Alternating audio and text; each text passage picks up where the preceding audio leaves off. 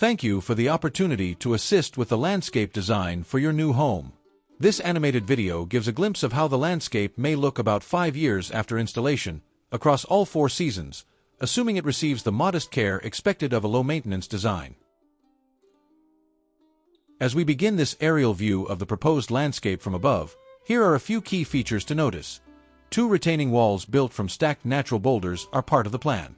1 wall extends out from the house's front east corner, forming a leveled planting area. The second is positioned on a slope across from the house, where it eases the transition between the flatter lawn and the wooded edge along the road. A culvert currently in place is to be lengthened and buried behind this wall. The turf areas shown are seeded with a mix of fine fescue varieties, grasses chosen for their slow growth and graceful arching form. These can be trimmed once or twice a season, or more frequently if you prefer a neater look. You'll see this lawn wrapping around the house's east side. In some spots, mowing more often can define footpaths from wilder slopes. Finally, check the area west of the house where large boulders remain exposed. Gray owl and blue rug junipers are grouped around these rocks to form an evergreen bed that will, over time, give the impression that the boulders are nestled naturally into the greenery. As we move through the landscape design, I'll point out several principles I follow. A top priority is deer resistance. The plan includes a concise palette of plants known to resist browsing. For those that are less resistant, I've placed them near the home's main entrance, where scents from people and pets can help discourage deer. Even so, freshly planted nursery stock often attracts deer more than mature plantings.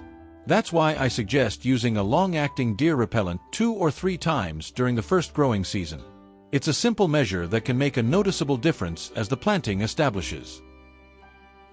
Plant groupings are arranged to function like natural communities native to our region.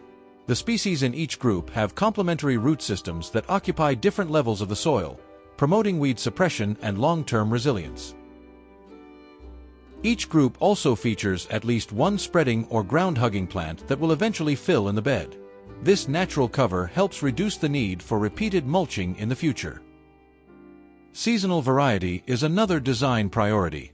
The selected plants offer blooms from spring through fall, maintaining visual interest throughout the year and supporting local pollinators and other beneficial insects during their active seasons.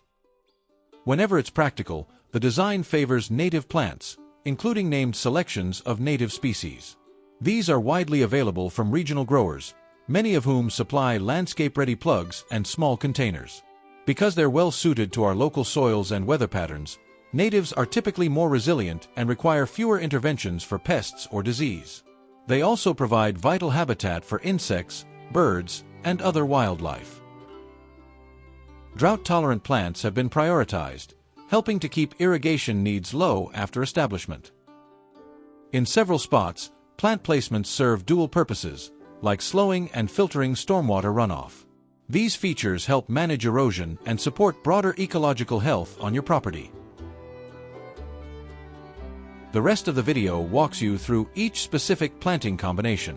If you enjoy detailed insight, I hope you'll continue watching.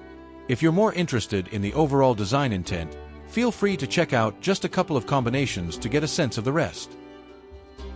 Allium cernuum, or nodding onion, and Phlox subulata, known as moss phlox, combine bold color with fine texture in a compact sun-loving planting that supports pollinators and resists deer. Moss phlox forms a dense evergreen mat that erupts in spring with vivid blooms, creating a bright floral carpet that suppresses weeds and stabilizes soil on slopes or rocky sites. As it fades, nodding onion rises through the foliage with slender stems and nodding rose-pink flowers that attract bees and butterflies well into summer. Both plants thrive in well-drained soils and have compatible root systems, phlox staying close to the surface, while nodding onion's bulbs nestle just beneath. This allows them to coexist in tight spaces without crowding. Nodding onion was valued by indigenous peoples for its edible bulbs, used both as a seasoning and medicinally. Together, these plants offer deer-resistant color across seasons, ecological support, and tidy resilience in challenging sites.